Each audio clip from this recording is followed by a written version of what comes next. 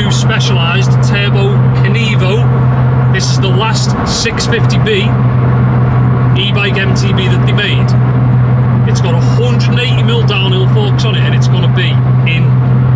Say it for me. It's going to be... Same. Tell them. Same. press like. No, don't press it. Say smash the like. Smash the like button. Yeah, now look properly at it and say it. Smash the like button. You've got to say, if you're hyped on Harry getting a new E, smash the like button. If you're hyped on Harry getting a new E, smash the like button. Did I do it? That was professional. Smashed him! Okay. Damn. This looks dark. That is too dark. Okay, so it is a new day. I'm in the missus's car. The Passat is sold. If you watched a previous video, the Passat is gone. So I'm in the missus's car, and it is the second day in today's video. Nightmare! That's what yesterday was. It was an absolute nightmare. The motorway completely closed for like 9 hours. I shouldn't even say that because I'm pretty sure something really bad happened for it to be 9 hours. And the axle size on my new e-bike, which I'm sure you've seen in the thumbnail, has downhill forks, which means it's 20mm, which means it didn't fit on the fucking roof. It didn't fit on the roof of the Nissan GTR, which was a headache. So I had to take the bars off, the wheels off, and all kinds. So I'm on the way now to a bike shop to buy this part. Okay, absolute headache, but I've had to come and buy more of these. If you remember the other day, I bought yellow ones. They actually listed as gold, but they were kind of more yellow than gold. However, they were for a 15mm axle.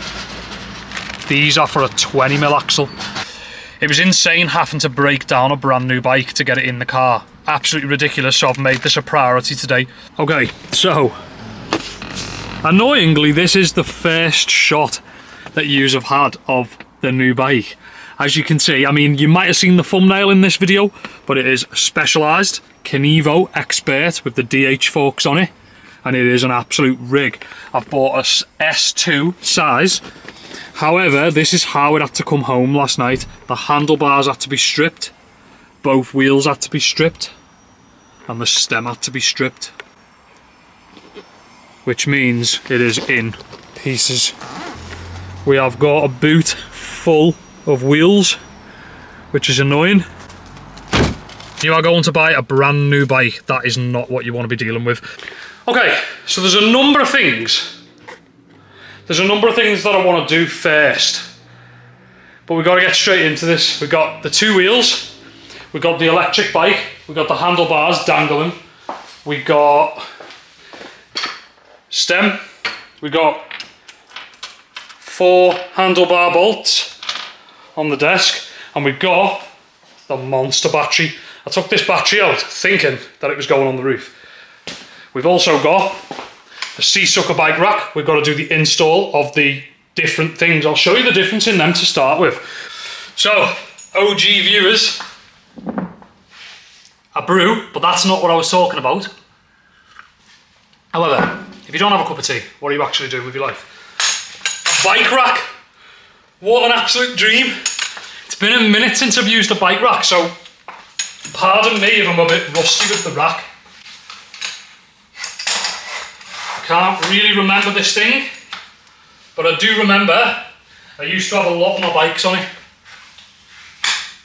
Very, very sketchy, but it's okay, it's hung. Before we even touch the e-bike though, I want to double check that these fit.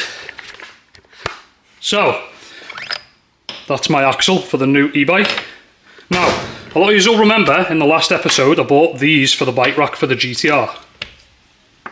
But these are not the same axle diameter. So, obviously in a minute I'll show you, but I've bought an electric bike with DH forks on it, which is insane. So, the axle that comes on that is 20mm bad boy, which is insane. So it's a 20mm monster, but obviously it's a bit loose like that. So these are different than these ones.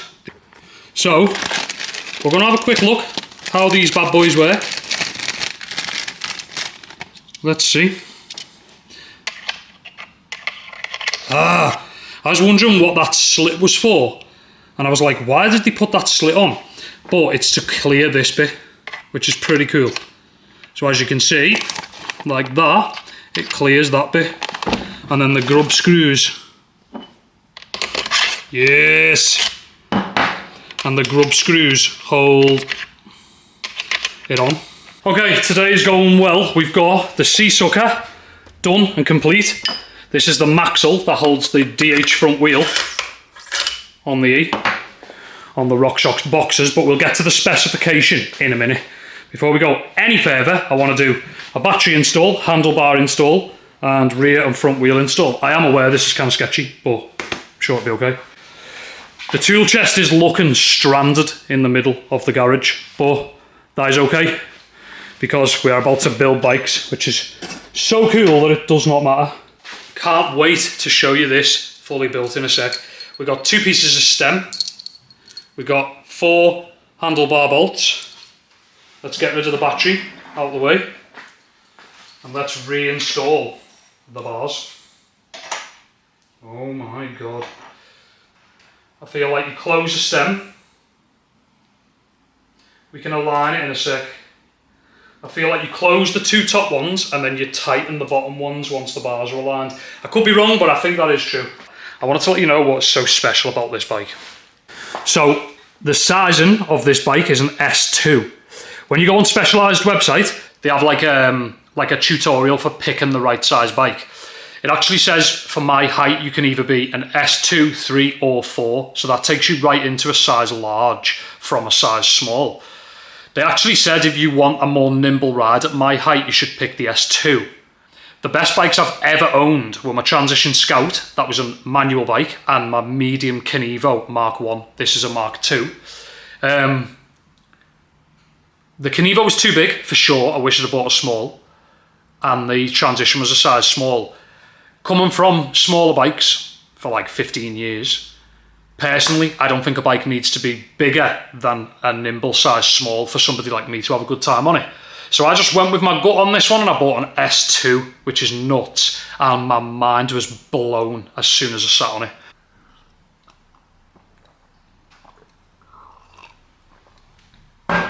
Taking the Gulp Monster, the front wheel, with the maxle. Wheels, we've got Roval.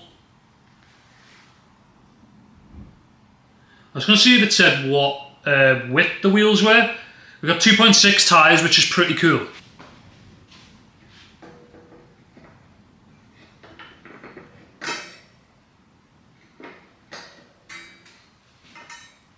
Note to future self, that axle is pretty rounded off.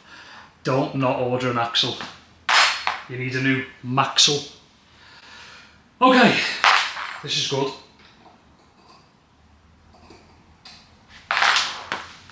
So, same again, Roval DH rims, DT Swiss hubs, I reckon 12 speed. I haven't actually counted, but I reckon 12 speed. How bad can it be? Designed by Spesh.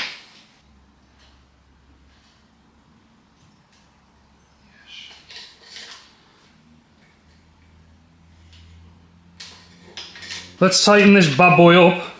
It's a 6mm on the axle. We're going to undo the lock. Give it a pedal. The last thing to do is install the battery. This one slides down the frame. So you go like that. So it slides down the frame.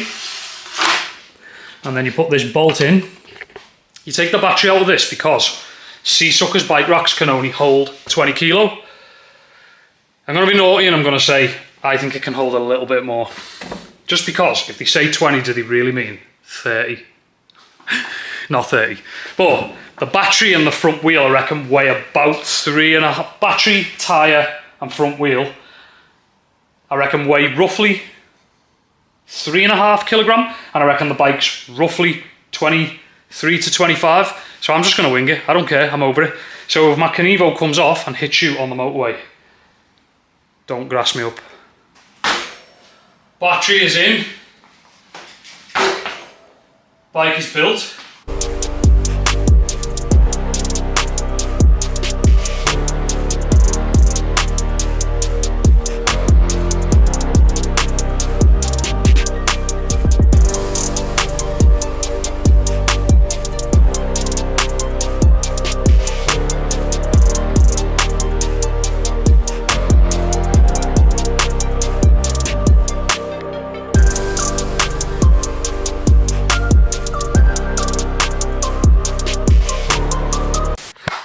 check it. So, this KENEVO 2022 bad boy has the info there. So obviously this is your power button and your trail button. This top button jumps through the trip computer. So we should be able to see how many miles the bike's done, maybe. This is the settings. We've got trail, we got turbo, trail, eco, off, eco, trail, turbo. And then if you want help, you hold. So you hold that button for walk if you're walking up something steep. You hit this one to go through your trip computer at the top, which is pretty cool. And then you do this one to switch through your settings. This garage is kind of making the colour look different than it is. It's more of like an olive green colour. It's kind of like that in true life, maybe even more green than that. It looks a lot more yellow in the garage under the lights than it actually is. But it's got a one-up dropper with a pretty cool little toggle lever. The specialised seat with tie rails, hollow tie rails, which is pretty cool for an e-bike to come with something of that standard.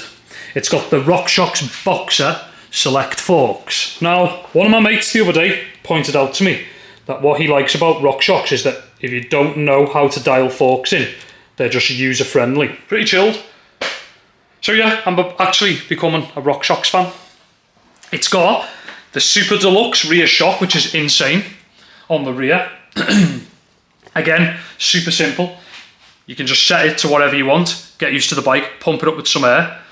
It's got obviously that one-up dropper there, which is really cool, really nice. It's got the standard Praxis cranks, which you get on most specialised e-bikes. In the future, I do want to upgrade these to Hope crank arms, and I would like to put something crazy on it, like a set of reserve wheels, but that's not right now, because I have just sold my Passat to buy this bad boy. So I was missing mountain biking like crazy. There's no denying that. If you've been watching the channel, it's probably pretty obvious that I'm starting to want to ride again. But I want to make some good content, so making content a few times a week on a non-electric bike is just a lot. You're driving like halfway across the country to ride these crazy trails, which is really fun, but when you're trying to make content, it turns into not as fun. But if you do it on an e-bike, it's kind of fun and you make content, so I like it. I think that's about it really. The important thing is the RockShox DH forks. It's an aluminium KENEVO S2 frame. It's got all this type of stuff. It's got the 2.2 motor on it, and it's got a 700 watt battery, so I can do bare mileage on this thing. We've actually got 100% battery as well. And yeah, I think that's it. I think that's all we need to say today. I think you've seen it.